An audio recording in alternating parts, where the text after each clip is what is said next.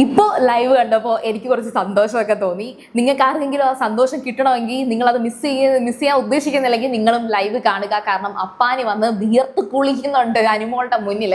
സംഭവം എന്ന് വെച്ചാൽ അപ്പാനിക്ക് മുമ്പും ഈ കുഴപ്പം ഉണ്ടായിരുന്നു കേട്ടോ. അപ്പാനി എല്ലാം പേടിച്ചാണ് ഇനി രേഷ്മ എങ്ങാനും ഇട്ടേച്ച് പോവോ, സോറി ആ പേര് ഞാൻ പറയുന്നില്ല, അപ്പാനിയുടെ ഭാര്യ ഇട്ടേച്ച് പോകുമോ എന്നുള്ള പേടിയുള്ളത് പോലെയാണ് അപ്പാനിയുടെ പെരുമാറ്റം. ശരിക്കും പറഞ്ഞാൽ നമ്മുടെ സെൽഫായിട്ടുള്ള ഒരു ക്യാരക്ടറിൽ ഇതാണ് എൻ്റെ സ്വഭാവം എന്ന ഒരു കോൺഫിഡൻസ് ഇല്ലാത്ത ആ സ്വഭാവം നല്ലതോ ചീത്തയോ, കാരണം എല്ലാ വ്യക്തികൾക്കും ഇംപെർഫെക്ഷൻസ് ഉണ്ട്, എല്ലാ വ്യക്തികളുടെയും ക്യാരക്ടർ എല്ലാവർക്കും ഇഷ്ടപ്പെടണമെന്നില്ല. പക്ഷെ നമുക്ക് നമ്മളെ കുറിച്ചൊരു ധാരണ ഉണ്ടായിരിക്കണം. ആ ധാരണ നന്നായിട്ടുള്ള രണ്ടുപേര്, ഒന്ന് അനീഷും ഒന്ന് അനുമോളുമാണ്. അനീഷിൻ്റെതായ ഒരു കോൺഫിഡൻസ് ഉണ്ട്, സെൽഫ് കോൺഫിഡൻസ് ഉണ്ട് സ്വന്തം സ്വഭാവത്തിൽ. അനുമോൾക്ക് തെറ്റോ ശരിയോ അത് ഇപ്പം ഓരോരുത്തരുണ്ട്, ഞാൻ പറഞ്ഞല്ലോ അത് അത്ര ശരിയാവണമെന്നൊന്നുമില്ല. പക്ഷെ അനുമോളിൽ ഒരു നല്ല ധാരണയുണ്ട്. പക്ഷെ അപ്പാനിക്ക് അതൊന്നുമില്ല. അപ്പാനി വന്നിട്ട് ഇപ്പോൾ ദേണ്ടെ ഊഞ്ഞാലിൽ ഇരുന്ന് ആടുന്ന അനുമോളുടെ അടുത്തേക്ക് വന്നിട്ട് വീണ്ടും ന്യായീകരിക്കുകയാണ്. അതായത് അനുമോളെ പുറത്തൊന്നും പോയി ഒന്നും പറയല്ലേ, നാറ്റിക്കല്ലേ, സൈബർ ബുള്ളിങ് ഒന്നും ഇരയാകാൻ എനിക്ക് വയ്യ എന്ന് പറയുന്ന ലെവലിലേക്ക് അപ്പാനി അത് കൊണ്ടുപോയിട്ടുണ്ട്. അപ്പോൾ എന്താണെന്നുള്ളത് ഡീറ്റെയിൽ ആയിട്ട് പറയാം. സീരിയൽ കാണുമ്പോൾ ഫസ്റ്റ് ടൈം കാണുകയാണെങ്കിൽ ഉറപ്പായിട്ടും ചാനൽ ഒന്ന് സബ്സ്ക്രൈബ് ചെയ്തിട്ട് കാണുക. അപ്പോൾ ശരിക്കും പറഞ്ഞാൽ ആ ഒരു ബിൻസിയുടെ മാറ്റർ അത് വീണ്ടും ആ വാക്ക് ബിൻസിഡ എന്ന് പറഞ്ഞ് ഒരു സംസാരത്തിലേക്ക് എത്തിക്കാൻ അപ്പാനിക്ക് ബുദ്ധിമുട്ടുണ്ട്. പക്ഷെ അപ്പാനി വന്നിട്ട് ജനറൽ ആയിട്ട് അനുമോളോട് പറയുന്നുണ്ട്, എടി എനിക്കറിയാം നീ ഇവിടെ ഒരുപാട് അനുഭവിച്ചിട്ടുണ്ട്, നീ ഇവിടെ വിഷമിച്ച് പലയിടത്തിരുന്ന് കരയുമ്പോൾ ഞാൻ കണ്ടിട്ടുണ്ട്, നീ പോലും അറിയാതെ ഞാൻ നിന്നെ ഇങ്ങനെ നോക്കി ഇരുന്നിട്ടുണ്ട്, നീ എല്ലാം മറക്കണം, നീ എല്ലാം പൊറുക്കണം എന്നൊക്കെ വന്ന് അപ്പാനി ഇങ്ങനെ പറയാണ്.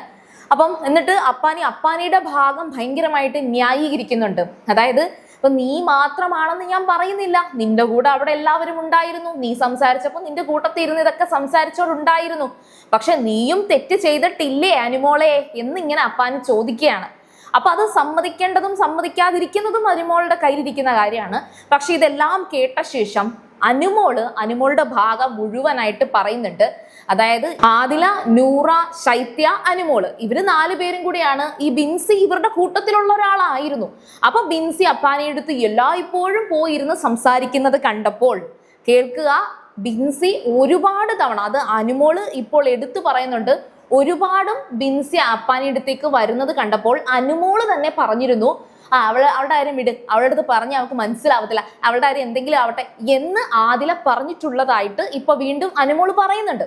സംഭവം ഇതൊക്കെ സത്യമാണ്. ആ സമയത്ത് ഇതുപോലൊക്കെയുള്ള സിറ്റുവേഷൻസ് ഉണ്ടായിരുന്നു. മാത്രവുമല്ല ഈ ജിസേല് കറക്റ്റ് ആയിട്ട് അപ്പാനിനെയും ബിൻസിനെയും ചേർത്ത് കളിയാക്കുമായിരുന്നു. കാരണം ഈ പറയുന്ന കണക്ക് ഇവർക്കൊരു ഫാമിലി ഉണ്ടെന്നൊന്നും അതിന്റെ ഇടയിൽ വന്നപ്പോൾ, അതിന്റെ അകത്ത് വന്നപ്പോൾ ജിസേല് ചിന്തിച്ചിട്ടില്ല. ജിസേലിന്റെ കൾച്ചറൊക്കെ വേറെയാണ്. ജിസേലിന്റെ ഭാഗത്ത് നിന്ന് നോക്കുമ്പോൾ ഇതൊന്നും വലിയ തെറ്റൊന്നുമല്ല, ഇതെന്തിനാണ് ഈ അവരെ കൊണ്ട് തമാശയ്ക്ക് കളിയാക്കുമ്പോൾ വൈഫിന് എന്തോ തോന്നാനാണ്, തോന്നേണ്ട കാര്യവും ഇല്ല. കാരണം ഇവരുടെ ഇടയിലൊന്നും ഒരു തരത്തിലുള്ള റിലേഷൻ ഒന്നും വരുന്നില്ല. ഒരു ഫ്രണ്ട്സ്, ഒരു മെയിലും തമ്മിലുള്ള ഫ്രണ്ട്ഷിപ്പ് പോലെ തന്നെയാണ്. ഇപ്പം ആദിലയും നൂറയും കപ്പിൾസ് ആണ്, അവരുടെ ഇടയിൽ ലെസ്ബിയൻ റിലേഷൻഷിപ്പ് ആണ്. അപ്പോൾ ഈ പറഞ്ഞ ആദിലയും അനുമോളും തമ്മിൽ ഒന്നിച്ചൊരു ബെഡിന്റെ ഒരു പുതപ്പിന്റെ കീഴിൽ കിടക്കുമ്പോൾ നൂറയ്ക്കൊന്നും തോന്നാത്തത് പോലെ തന്നെ ഉള്ളൂ ബാക്കിയെല്ലാം. പക്ഷേ നമ്മുടെ ഒരു സമൂഹത്തിന്റെ ഒരു ഇടുങ്ങിയ ചിന്താഗതി വെച്ചിട്ട് ഇങ്ങനെ വ്യാഖ്യാനിക്കും എന്ന് മാത്രമേ അനുമോള് പറയുന്നുള്ളൂ. അനുമോള് മാത്രമല്ല അവിടെ ഇരുന്ന് എല്ലാവരും. പക്ഷെ ഇപ്പൊ എല്ലാവരും കൈ ഒഴിഞ്ഞിട്ട് അനുമോളെ മാത്രം കുറ്റക്കാരിയാക്കി. വീണ്ടും ഈ പറയുന്ന കാര്യം അനുമോൾ എടുത്തു പറയാണ്. ബിൻസി അങ്ങോട്ടേക്ക് വന്നപ്പോഴത്തേക്ക്, അപ്പൊ ബിൻസിയുടെ പേര് വീണ്ടും അനുമോള് പറഞ്ഞപ്പോഴത്തേക്ക് അപ്പാനി പറയാ, ഓ നീ ആ പേര് വിട്, നീ ആ പേരേ വിട്. അന്നേരം ഉടനെ വീണ്ടും അനുമോള് സംസാരിച്ചു വന്ന വഴിക്ക്, രേഷ്മ നിങ്ങളെ വിശ്വസിക്കുമെന്ന് അന്ന് പറഞ്ഞിട്ടില്ലായിരുന്നോ, എന്തൊക്കെ സംഭവിച്ചാലും രേഷ്മ വിശ്വസിക്കും. ഉടനെ അപ്പാനി, നീ എന്തിനാ ആ പേരെടുത്തിരുന്ന, ആ പേരൊന്നും എടുത്തിടരുത്, അയ്യോ വീട്ടിൽ ഇരിക്കുന്നവരെ അവരൊന്നും ആ പേരൊന്നും എടുത്തിടരുതേ. കാരണം അപ്പാനി ശ്രദ്ധിക്കുന്ന ഒരു കാര്യം എന്ന് വെച്ചാല്, ഇപ്പോ അപ്പാനിക്ക് ഇത്തിരി ഒരു മാന്യമായിട്ട് ആ ട്രോളും അതുപോലെ ചീത്തവിളി എല്ലാം കുറച്ച് കുറഞ്ഞിരിക്കുകയാണ് പുറത്ത് സോഷ്യൽ മീഡിയയിൽ. അപ്പം ഇനി ഇവിടുന്ന് വീണ്ടും തിരിച്ചിറങ്ങി ചെല്ലുമ്പോൾ അനുമോളെ ഞോണ്ടി, അനുമോളെ കുത്തിത്തിരിപ്പുണ്ടാക്കി എന്ന് പറഞ്ഞ് വീണ്ടും അലമ്പാവാതിരിക്കാൻ വേണ്ടിയിട്ടാണ് ഒരു കോംപ്രമൈസ് ടോക്കിന് വേണ്ടിയിട്ട് അപ്പാനി അനുമോളുടെ അടുത്ത് വന്നിരിക്കുന്നത്. പക്ഷേ അനുമോൾ ഒന്നും മറക്കില്ല, പൊറുക്കില്ല എന്ന് പറയുന്നുണ്ട്. വ്യക്തമായിട്ട് ആ ഒരു നിലപാട് വ്യക്തമാക്കുകയാണ്. അതാ ഞാൻ പറഞ്ഞത്, അനുമോളുടെ ആ ഒരു ക്യാരക്ടറിൽ നല്ല ധാരണയുണ്ട്. അപ്പോൾ അപ്പാനി പറയുന്നുണ്ട്, നീ ഒന്നും ക്ഷമിക്കത്തില്ലേ എന്ന് പറയുമ്പോൾ അനുമോൾ പറയുന്നുണ്ട്, അനുമോൾ ഭയങ്കര കോൺഫിഡന്റ് ആണ് കേട്ടോ, കൈയൊക്കെ കെട്ടി പറയുന്നത് ഒരു സ്റ്റൈൽ ഇതാണ്, ഇല്ല, എനിക്ക് അങ്ങനെ പൊറുക്കാനൊന്നും പറ്റത്തില്ല. ഇപ്പൊ ഇവിടെ എല്ലാവർക്കും ഒരു കുഴപ്പമുണ്ട്. എല്ലാവരും അവർ അങ്ങോട്ടും ഇങ്ങോട്ടും ഒക്കെ ഓരോ പ്രശ്നങ്ങൾ ഉണ്ടാക്കി വലിയ വലിയ വഴക്കുകളും ചീത്ത വിളിക്കുന്നു, അല്ലെങ്കിൽ വീട്ടുകാരെ വിളിക്കുന്നു, അല്ലെങ്കിൽ മറ്റു പല കാര്യങ്ങളും പറയുന്നു. അതിനുശേഷം പിറ്റേ ദിവസം അവരൊക്കെ കൂട്ടുകൂടിയിട്ട് അവർ പോയി മിണ്ടും. അവർക്കൊന്നും വലിയ കുഴപ്പമില്ല. ആദിലയും നൂറയൊക്കെ അങ്ങനെയാണ് ചെയ്യാറ്. പക്ഷേ എൻ്റെ അടുത്ത് അങ്ങനെ വന്നു കഴിഞ്ഞാൽ, അത് ഇവിടെയാണെന്നല്ല, അത് പുറത്താണെങ്കിലും, എനിക്ക് അങ്ങനെ ഒരു കാര്യം നേരിട്ട് കഴിഞ്ഞാൽ പിന്നെ ഞാൻ മിണ്ടത്തില്ല. എനിക്ക് ആ സ്വഭാവം തന്നെയാണ് ഇവിടെയും ഉള്ളത്. എനിക്കത് പറ്റത്തില്ല. കാരണം നമ്മള് പുറമേന്ന് അങ്ങനെ മിണ്ടുന്നതൊക്കെ അഭിനയിക്കുകയാണ്, ഉള്ളിൽ അതോടെ കിടക്കും. കറക്റ്റ് അല്ലേ? ഇപ്പൊ ആദിലയും നൂറയും ശൈത്യയും ഒക്കെ ചെയ്ത കാര്യത്തിന് ഇപ്പൊ ആദിലയും നൂറയും സത്യം പറഞ്ഞ അനുമോളോട് സ്നേഹം ഉണ്ടായിട്ടാണോ? അനു, ഞങ്ങൾക്ക് നിന്നോട് നല്ല സ്നേഹമാണ്, നീ വന്ന് മിണ്ടണം എന്ന് ആദിലയും നൂറയും ശൈത്യയും ഒക്കെ വന്ന് പറയുന്നുണ്ട്.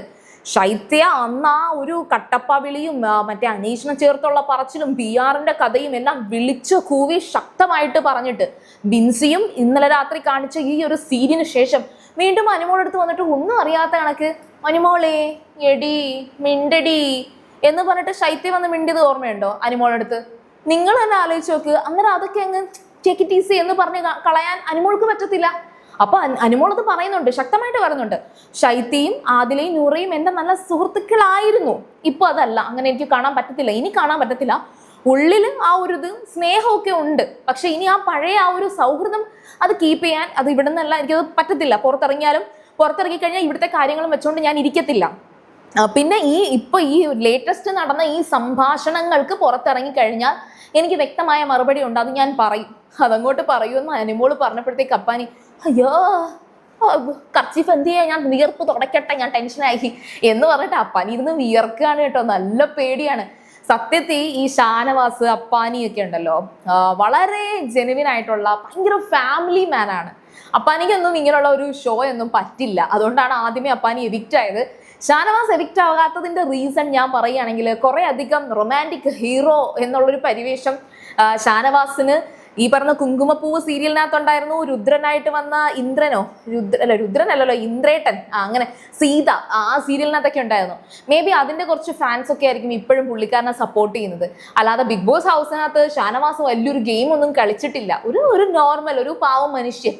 പിന്നെ കുറച്ച് അങ്ങോട്ടും ഇങ്ങോട്ടും കുത്തിത്തിരിപ്പൊക്കെ ഉണ്ട് കേട്ടോ. ഷാനവാസ് അത്ര നല്ലവൻ എന്നൊന്നും അല്ല ഞാൻ പറയുന്ന. പക്ഷേ ഇവരൊക്കെ എന്ന് പറയുന്നത് ഒരു ഫാമിലി മാൻ ആണ്.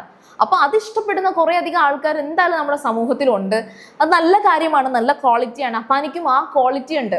അതായത് തനിക്ക് തന്റെ ഫാമിലിയെ നോക്കണം എന്ന് പറയുന്ന ഒരു കാര്യം. ഒരുപാട് കഷ്ടപ്പാടൊക്കെ ഉണ്ട്, അതൊക്കെ സത്യം തന്നെയായിരിക്കും. ഇവരൊന്നും സിനിമാ നടനായി എന്ന് കരുതി, ഒരൊറ്റ സിനിമയിൽ സിനിമാ നടനായി സെലിബ്രിറ്റി ആയി എന്ന് കരുതിയിട്ട് ഇവരൊക്കെ റിച്ച് ആണെന്നോ, അവരൊന്നും വെൽ സെറ്റിൽഡ് ആണെന്നോ, ഫിനാൻഷ്യലി അവരൊക്കെ സെറ്റിൽഡ് ആണെന്നോ അർത്ഥമില്ലല്ലോ.